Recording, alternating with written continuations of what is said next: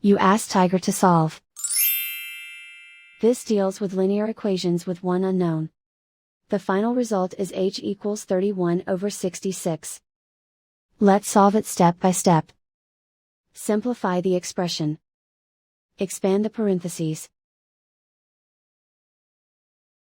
Simplify the arithmetic. Multiply the coefficients.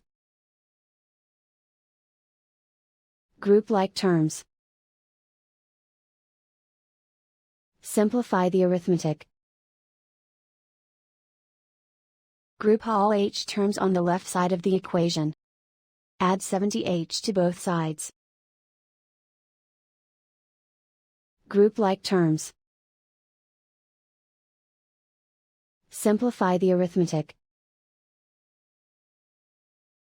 Group like terms. Simplify the arithmetic.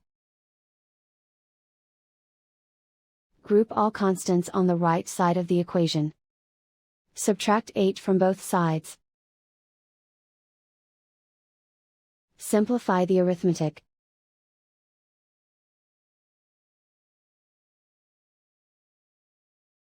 Isolate the h. Divide both sides by 66. Simplify the fraction. And so the final result is h equals 31 over 66.